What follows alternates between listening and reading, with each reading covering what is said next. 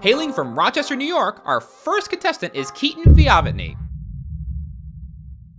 with his own Marvel medley for trumpet ensemble.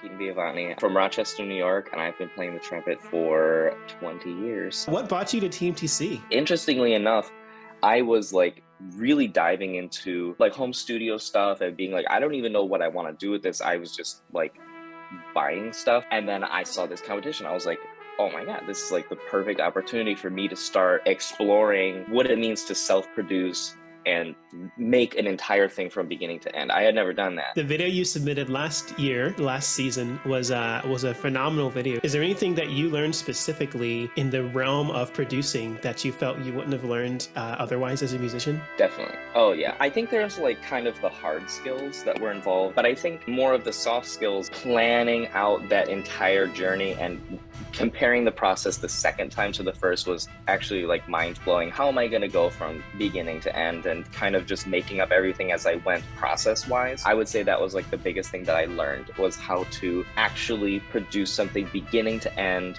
intentionally. And I think what I ended up with the second time was actually much closer to what I planned. The idea that you don't necessarily have to know what you're doing in order to hop in and do it, right? You know, it's just like, well, this is what I'm looking for. Let's hop into it and see what happens. We oftentimes as individuals, but I think especially as musicians, are afraid of failure sometimes, and maybe a little too much, because failure is how you grow, right? Being able to put your skills together and to take your skill as a trumpet player and put it in an area where it can most excel and to do it on your own terms. Kudos to you. The video is great. You've made it into finals twice in a row. Is there anything that you'd like the audience to know that we haven't discussed yet? No, if anything, just like do this competition. If you haven't done it, like seriously get involved. It was a blast, and I think like we talked a lot about just doing it and giving it a shot. I think what you guys are doing is so great with the educational piece of it and having the seminars and like the community around it. You know, the hardest part is not even knowing what you don't know,